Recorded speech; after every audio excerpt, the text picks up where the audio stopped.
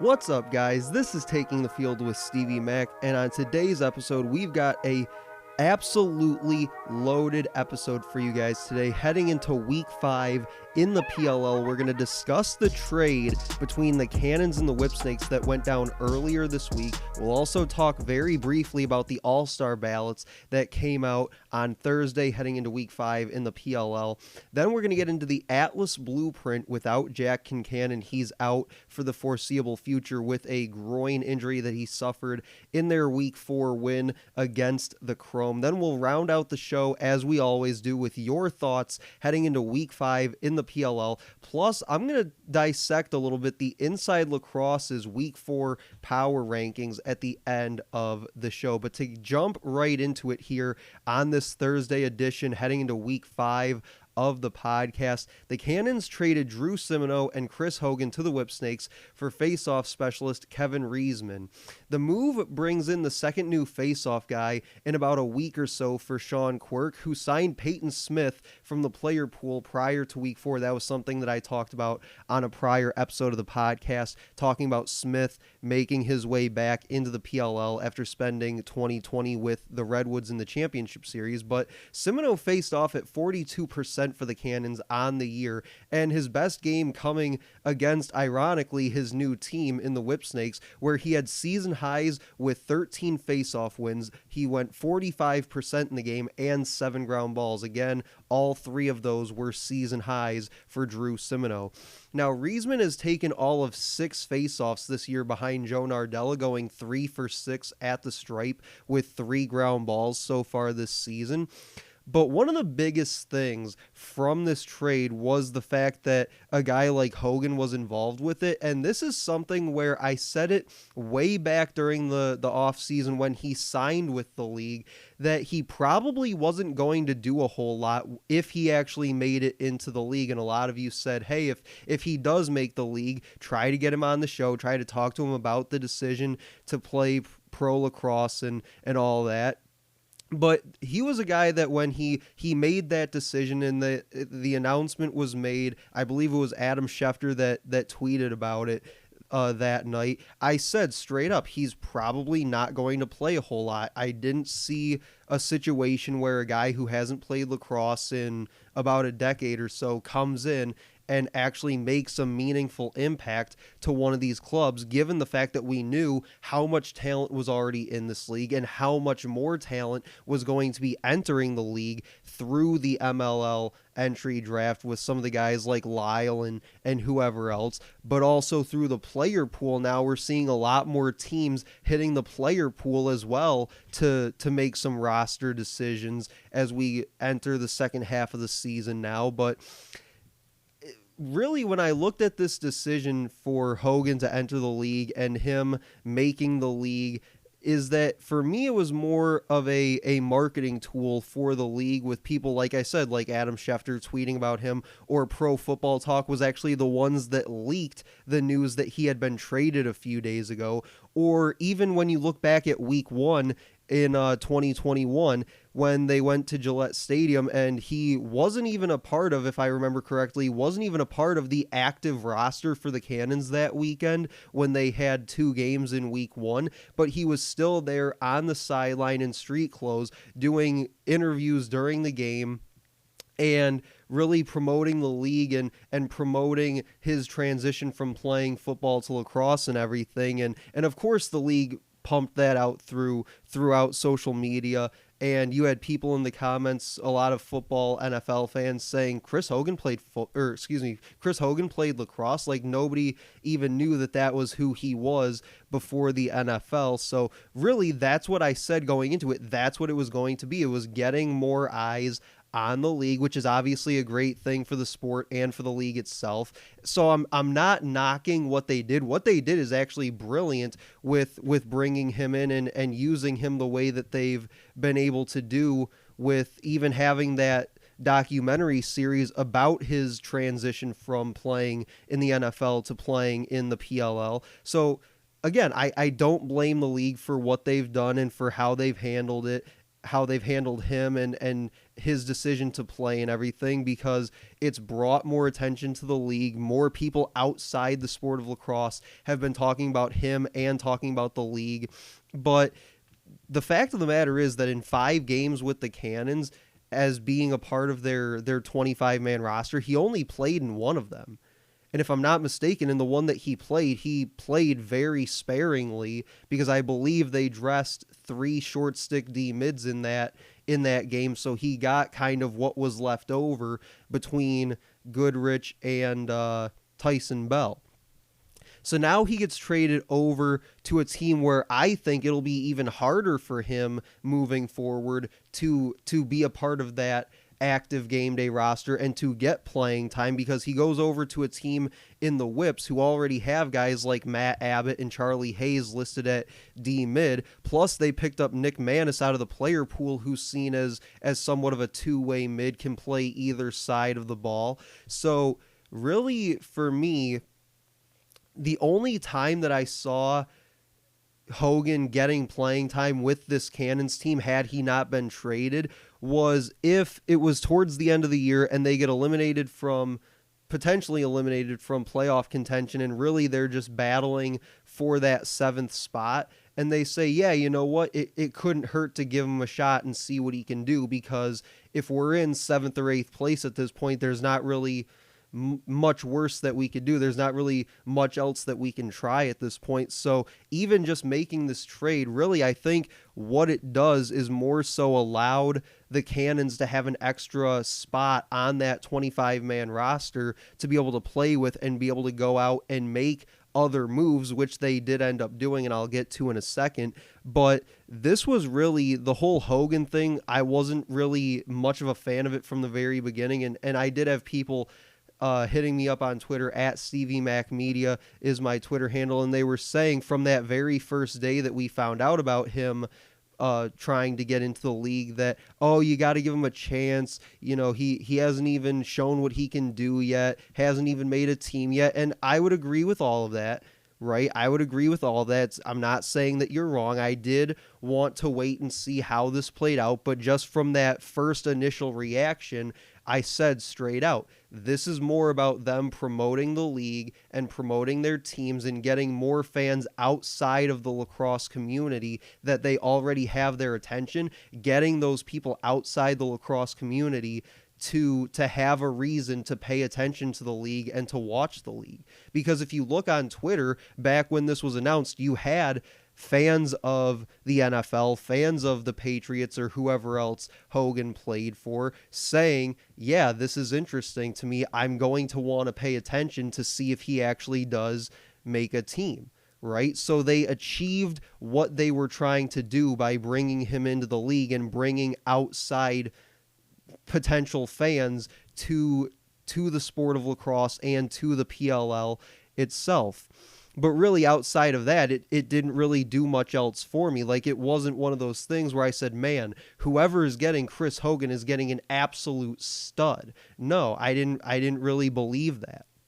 But like I said, one thing that the trade did do was opened up a spot for the Cannons to be able to go out and make other moves. They also released Max Tuttle to the player pool and picked up Jamie Trimboli from the Redwoods reserve squad, while also signing Christian Cuccinello from the player pool as well. So again, they've made a couple moves here in the last week or so to try and change their season around from going 1-4 the first half of the year. So the moves that they've made now, to kind of recap what Sean Quirk's done here the last week or two, is he's cut Tommy Kelly and signed Peyton Smith. That happened about a week ago now. He trades Simino and Hogan for Riesman from the Whipsnakes. And then he cuts Tuttle to sign Cuccinello and Trimboli to fill out the roster. So again, making a ton of moves to try and change the course of their season, try to bounce back from what was a tough first half of the season. Because again, they're 1-4, but as we've talked about, they've lost 3 of those 4 games by 1 goal each. So they're right there, but you just need a little something to change those games in your favor to try and turn your season around. Now, will these moves do that? I don't know. Again, kind of like with the Hogan thing, you kind of have to wait and see how it all plays out. but at least they're making moves, whereas other teams, I think, are more so opting to go with the guys that they have and just hope that they can grind out a few more wins moving forward. But no, Quirk's come out and he's made these moves trying to put together a roster that can really spark something, really get something going. And a lot of that, I think, as you can tell by the moves that he's made, a lot of that comes starting at the face-off position, being able to win face-offs, where I believe they're currently 7th or 8th in the league in face-off percentage. But like I said at the top of the show, I also want to get into very quickly the All-Star players being announced, and the captains as well are going to be Grant Ament and Blaze Reardon for the All-Star game. I've got a couple players that I think were snubbed, more specifically as starters, not snubbed from the All-Star game itself, because they will be there, but I think more specifically just being snubbed as starters. And one thing that I'll say about All-Star games in general that I've never really cared for is the fact that they're largely just popularity contests, more so than actually putting a guy in that deserves to be there. Not that many of these guys didn't deserve to be there, because I think that the players that were chosen correctly, and they deserve to be there, obviously. But one thing that I'll say is I think that a lot of times when you look at All-Star games, people tend to vote for players that they like, or for guys that play for teams that they like or that they root for, who may not necessarily deserve it more so than somebody else, but they're solely voting for these people because they play for a team that they root for. But again, like I said, I think when you look at who made it in the PLL, there's very few guys that I think you can question why they made it over somebody else that maybe was a little more deserving. So my two guys that I want to highlight specifically that did make it, but I think deserved to be highlighted as starters in the All-Star game, are Adam Gittleman and Joe Nardella. I mean, when you look at a guy like Nardella, there's no excuse why he isn't one of the two starters opposite TD Erlin. I mean, when you look at a guy that the other guy that is one of the starters in Trevor Baptiste, I love Trevor Baptiste. I love the Atlas. I love him. I think he's one of the better face-off guys in the league, which statistically he is, but is he one of the top two? No. And I don't really think that right now he is. He's definitely made some ground on guys like Nardella and TD Erlin, but he's still not a part of that top two, which is why I didn't vote for him as one of my top two. But again, still a fantastic player and definitely deserving of being one of those four guys at the All-Star game. But when you look at him compared to a guy like Nardella, Nardella has 3 more face-off wins than Baptiste on 2 less attempts, and he has 4 more points than Baptiste, and his face-off percentage is 3 points higher. So again, not saying Baptiste doesn't deserve to be one of the 4 there, but I don't think that he should be one of the top 2, which he is. And while we're at it, while we're talking about the face-off position with this All-Star game, how did Stephen Kelly and his 47% face-off percentage get in over a guy like Connor Farrell, who's at 50%, has more ground balls, and is at least top 4 in the PLL at his position right now, where if you look at the PLL website and the top 5 face-off guys, now granted one of them is Riesman and he's only taken 6 total face-offs, but when you look at that top 4, top 5, where's Stephen Kelly on that list? You know, how did he make it in over a guy like Farrell, who's statistically playing at a higher level than he is right now? And that's where I go back to, sometimes you vote for a guy just because he plays for the team that you like or that you support, and he's not necessarily one of those top guys at his position. Now, when you look at Gittleman's been absolutely dominant this year when he's actually played. And I think that the only reason that he's not a top 5 goalie on the PLL website statistically is because of the fact that Chris Bates has messed with him and his playing time this year, where you look back to, I believe it was week 2, he opted not to play him until the second half of that game against the Water Dogs, and then sat him for the entire game in week 4 this past weekend against the Chrome in a game that they eventually lost. Now, would he have made much of a difference in that game? Maybe not, because they still did have more than enough opportunity to win with Drew Adams and who they had out there on Friday night. So do I think that he would have made a ton of difference in that game? Probably not. But I don't understand with how he's played when he's played, how you don't just run with him until the wheels fall off at this point, because if they did that, he would easily be probably one of the top 2 goalies in the league right now next to Blaze Reardon, who, as I said, is going to be one of those all-star captains. But one final thing I'll say to wrap up this segment is that when you look at the Atlas actually put 5 players in the All-Star game this year. And whether I think Baptiste should be a starter or not, like I said, I still think he deserved to make that top 4 heading to the All-Star game. But the Atlas also put in Jeff Teat, Brian Costfield, Danny Logan, who I thought was a bit of a, I don't know if I'd say surprise, but after the way he looked in that first game against the Archers, I was really worried about how he would rebound from that and how he would develop those next couple weeks. But he has been a very, very good D-mid for this team. And I'd say probably in the last 3 or so games has been one of the better D-mids in the entire league their past couple games. So he's really rebounded well from that tough game against the Archers in week 1, as I think has the rest of the Atlas team.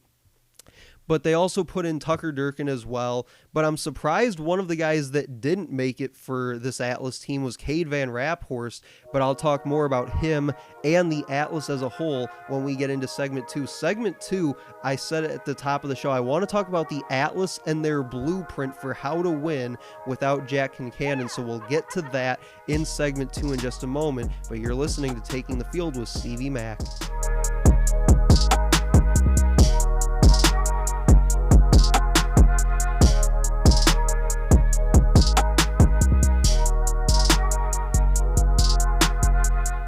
All right, welcome back. Taking the Field with Stevie Mack, segment 2 of 3 in a loaded show for you guys heading into week 5 in the PLL. I mentioned before the break, segment 2 is going to be all about the Atlas's blueprint, playing without Jack Concannon, how they can win down the stretch without him. If he is in fact going to miss significant time due to his groin injury, we're not sure what the extent of that injury is necessarily, but really, when you look at it, I mentioned on Monday's show, the Atlas are averaging just over 14 points per game over their last 3 or so games. And that's the most in the league during that span. So in their last 3 weeks or so, they are the highest scoring offense by average in the league. And in their last 3 games, more specifically, their score differential is +6, which is good for tied for second in the league during that stretch with the Chaos, ironically, who they have to play this Saturday. And it's second to only the Archers, who have a +7 differential in those same 3 games. So for reference here, how good the Atlas offense has been these past couple games, the Whipsnakes have a -8 differential, largely due to the differential that they had against the Chrome, and the Water Dogs are -12 in that same stretch. And Trevor Baptiste, like I said, definitely deserving of being an all-star this year. In his last 3 games, is averaging just under 17 face-off wins per game. He's at 59% during that stretch and averaging 8 ground balls per game. So again, playing at a very, very high level. And the only players better during that span are 2 of the other guys that also made the all-star team in Joe Nardella and T.D. Erlin. Now, defensively, they've played pretty well recently in those last 3 or so games, giving up 13 points over their last 3. I should say on average over their last 3. And Rexroad, in the one game where you really looked like they didn't play very well defensively, Rexroad held Lyle scoreless in that game against the Cannons. And I don't know if I said this on a previous episode or not. Maybe I tweeted this out at Stevie Mac Media. But when you go back and watch that game against the Cannons actually benefited from several lucky bounces going their way. Things like a scrum for a ground ball. The ball shoots out towards the crease, and a guy like Andrew Q or Ryan Drenner is literally just standing on the crease waiting for the ball to come to him, and then they just turn around and shoot it past Concannon, or a couple times they hit the pipe, hit Concannon in the back, and then it bounced back into the net. So you go back and look at that game, the game actually wasn't, I think, as close as what the final score indicated, because the Cannons really benefited from some lucky bounces that the Atlas didn't receive, right? So the defense, like I said, I think has played pretty well, held the Chrome to 10 goals for a team that was really starting to gain some confidence, gain some momentum after their previous few games. And they held the Whipsnakes to 12 goals in a game that went to overtime. So again, another performance where even in a loss, I felt pretty good about the way that they had played. But when you look at some of the individuals within this defense, guys like Rexroad and Cade Van Raphorst combined have 20 caused turnovers, 26 ground balls, and 2 points, the 2 points both coming from Cade Van Raphorst. But even just looking at guys like Durkin has 5 caused turnovers and 11 ground balls, and Craig Chick has 5 caused turnovers and 17 ground balls. So this defense is actually playing very, very well, and that's just talking about some of their polls on this team. Again, like I said, a guy like Danny Logan in his past 2 or 3 games has been, in my opinion, one of the better short stick D-mids in the league as of late. So this defense really starting to gain some confidence in front of Jack Concannon, and that's going to need to be the case this weekend against a Chaos offense that's starting to put some things together, start to get some momentum going, and being able to play well in front of whether it's Tate Boyce or JD Colarusso in replacing Jack Concannon. But again, like I said, the defense should play well enough in front of whichever one it is, whether it's Colarusso or Boyce on Saturday, to give them a chance to win that game. Because offensively, one of my buddies on Twitter, Michael Ramirez, said before that it's really a pick your poison offense with this Atlas team. I mean, there's so many ways that they can beat you, and right now they're really utilizing the 2-man game to their advantage, whether it's taking it to X with guys like Law and Crawley, 2-man game off the wing with guys like Caraway and Baccaro. Up top, they can go with Teat and Cockerton. So again, using that same 2-man game style, but doing it on different areas of the field with different pairings, as I just went through, Law, Crawley, Caraway, Baccaro, T, Cockerton, whoever, being able to utilize those matchups to create the kind of offense and create the kind of looks that they want. I've mentioned it in past episodes. They can also carry their man to X and isolate from their one-on-one. Usually it's a guy like Law that does it. Sometimes we've seen Jeff Teat do it late in possessions. Or in the past 2 games, we've seen their middies having some success dodging from up top. Something that I said last year was one of the Achilles heels of this offense was their inability to dodge from the midfield. But now you're seeing guys like Costabile and even Romar Dennis really succeeding in that dodging role from up top.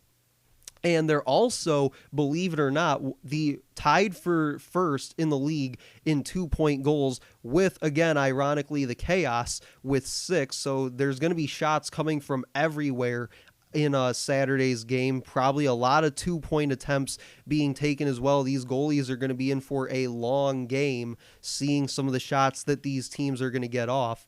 But my only issue for Saturday is that, from an Atlas perspective, my only issue for Saturday against the Chaos is that they have the number 1 statistical goalie in Blaze Reardon and the number 3 statistical defense, giving up less than 12 scores per game against. Now, on the flip side to that, some things that I can feel good about as an Atlas fan going into that game is that the Chaos are last offensively. They're 7th in faceoffs and penalty kill, although to go against that, the Atlas are just 1 for 7 on the man up this year, and the Chaos are just ahead of them in a power play at 2 for 7. So neither team really converting at a high level on their extra man opportunities so far this season.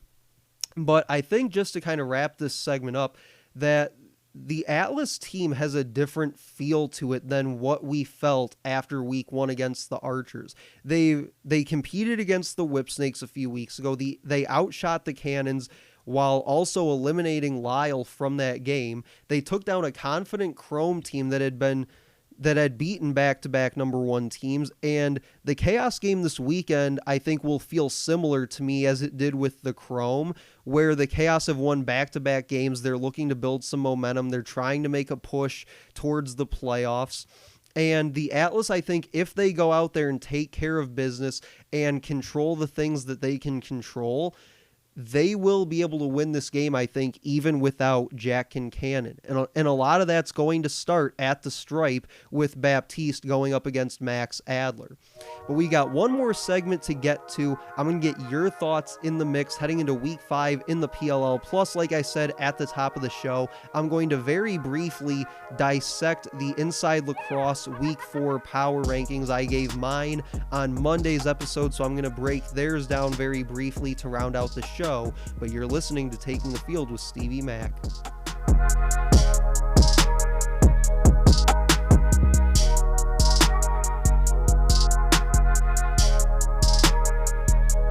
All right, final segment of the show on Taking the Field with Stevie Mack as we make our way towards Week 5 in the PLL. We've broken down a ton so far in this episode, talking the Cannons and Whipsnakes trade from earlier this week. We've also gotten into the Atlas without Jack Concannon, plus talked a little bit of all-star voting. Now we're going to wrap it all up with your thoughts heading into Week 5, plus the Inside Lacrosse power rankings after Week 4 in the PLL.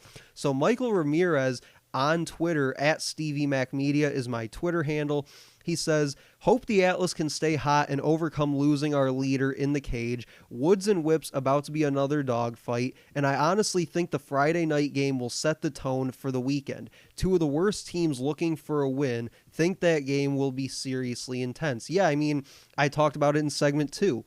There is hope for the Atlas without Jack Concannon. There are ways that they can win on Saturday without having him play in that game. A lot of it starts at the stripe, like I said before the break, with Baptiste going up against Max Adler.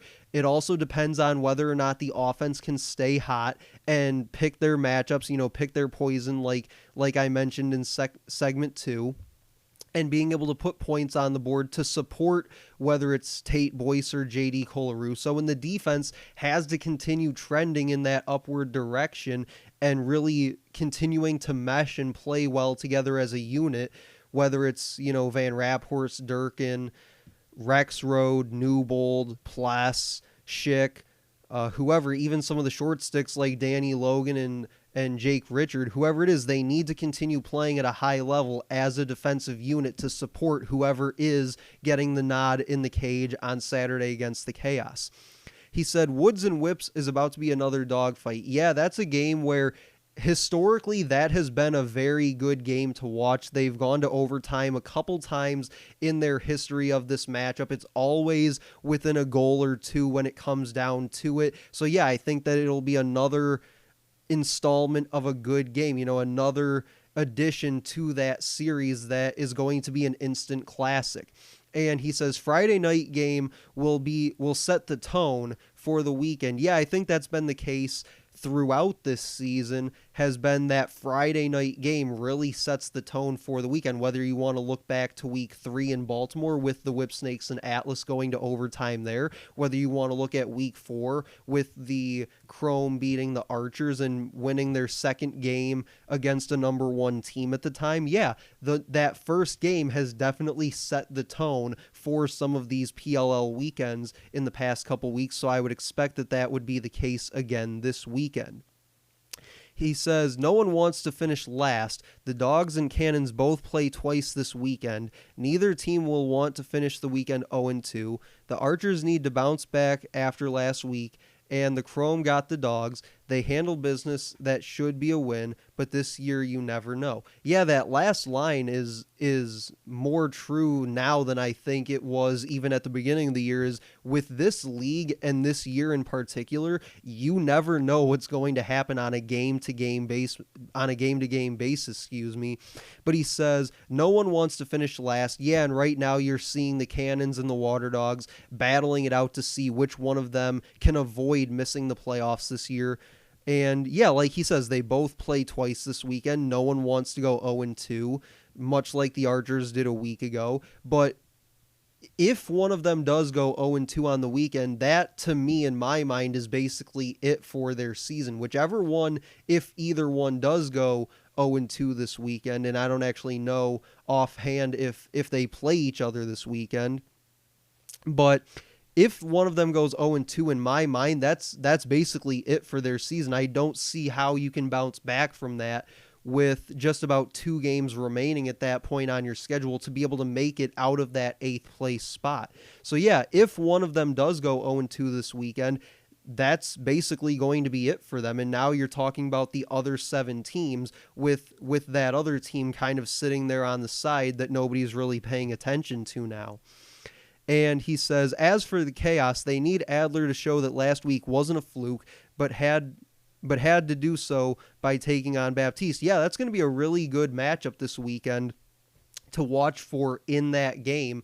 Is can Adler push forward after the performance that he had a week ago against the Water Dogs? Because again, like I said on Monday's episode, he had a good game from the stripe, but you also have to take it with who he was doing it against, which was the Water Dogs, who aren't much better at facing off than it was the Cannons that they played. The Cannons who haven't been much better at the stripe this year than the Chaos. So now he has to go out and prove that last week wasn't a fluke against a team like the Atlas, who have Trevor Baptiste, who is top 3, top 4 in the league at facing off this year. So a big challenge coming up for Adler at the stripe, and Baptiste as well. I think those two will definitely battle it out on Saturday afternoon in that game, and I think that again will go a long way to determining which side wins that game.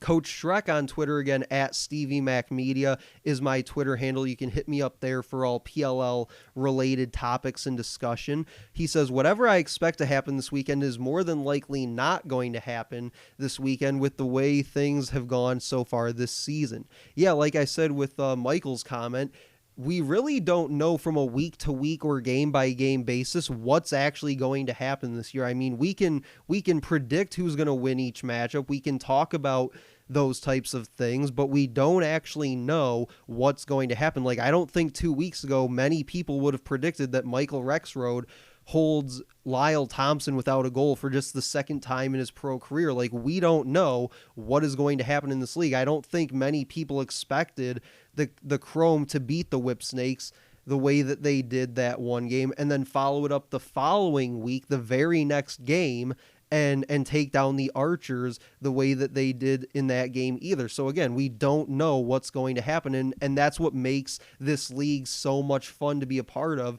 is that you can't predict what's going to happen. You just have to watch it and see what happens as it plays out right in front of our eyes. But Shrek says, I understand the need to make moves to get over the hump and win a game. However, I was scratching my head seeing them trade Simino, and I thought he was having a decent season battling at the faceoff X. Not sure if Riesman is the answer, but let's give him a shot. Yeah, I mean, like I said, the Cannons and the Chaos were two of the worst teams in the league in terms of faceoff percentage, so I think there was a need, and I said this after they picked up Peyton Smith, there was a need, I think, to make a few changes there to try and spark something at the stripe. And whether it was trading away Simino as well, in addition to picking up Smith, I don't know. I'm not sure how much of an improvement a guy like Riesman will be for them. But again, just like I just said, we don't know what's going to happen. We have to let it play out during the course of a weekend. So I'll be watching that on this weekend as we head towards week 5 in the PLL to see how the Cannons do facing off this weekend.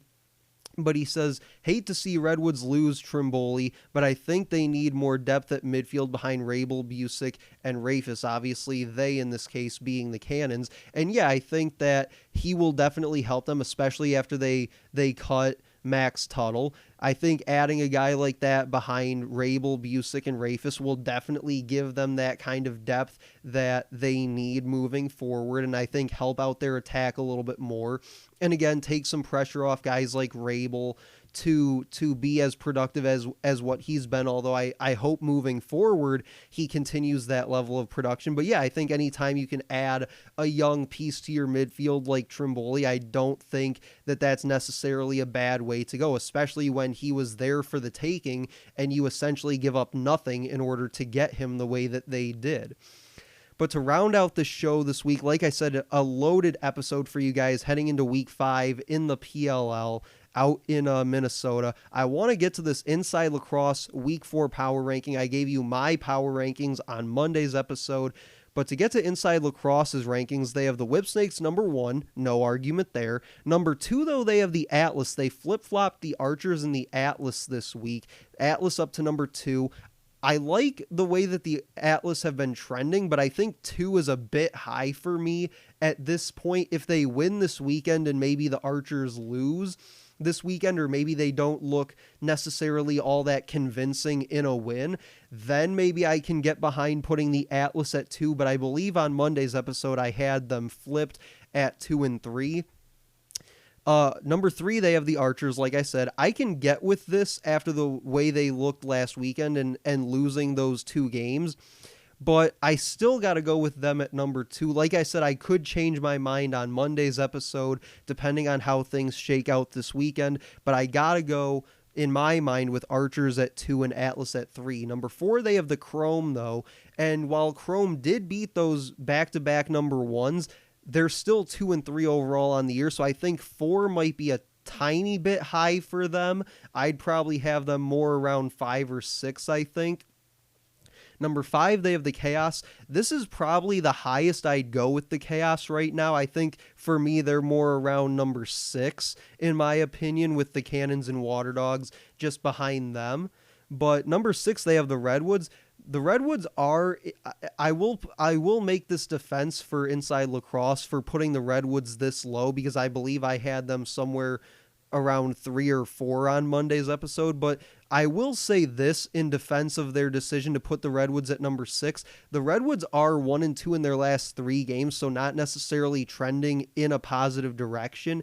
And their win in that stretch was against the 7th place Water Dogs, and that game was a shootout. It was 19-16. It's not like you went out there and just dominated the Water Dogs from start to finish. It was a back and forth battle that you had to come out on top in the last couple minutes. So yeah, I can see why you would put the Redwoods this low at this point in the season, but still I gotta believe they're somewhere around 4 or 5, a few places higher than where Inside Lacrosse has them. But number 7, they have the Cannons, and I can agree with this. This is where I had the Cannons on Monday's show, because I don't think that their 1 and 4 record necessarily reflects who they are as a team and who I think they will be moving forward. But again, you can't ignore the fact that they're 1 and 4, even with 3 of those losses being by 1 goal. And then the Water Dogs at number 8, again, I can agree with this. This is where I had them on Monday's episode. They really just haven't shown me a lot this season to say that they deserve to be any higher than last place, because you look at the defense has been, I guess, atrocious would be a word to describe it, as in their last 2 games, they're giving up 18 scores per game, 18 points per game, whatever you want to call it. Their offense has been inconsistent for much of the year, scoring 7-8 goals against the Archers and then scoring 16 the next week against the Redwoods. And the goalie play has just been basically awful, right? A guy like Dylan Ward in the cage has been not good. They're last in, I believe, goalie play in the PLL. So yeah, the Cannons and the Water Dogs are where they are for a reason. And I can't disagree with either of those, but like I said, I do question a few placements of some of the teams on their power rankings, and it'll be interesting to see where they have some of these teams after things shake out in week 5. But that'll do it for this episode of Taking the Field with Stevie Mac. Make sure to like, comment, and share on this post. You can also find the podcast anywhere you get your podcast. I even added a whole list of them to the website, takingthefield.com, so you can find many of the locations of the podcast there to check out any and all past, present, and future episodes of Taking the Field with Stevie Mac. But that'll do it for me as we head into week 5 in the PLL. I will talk to you guys later.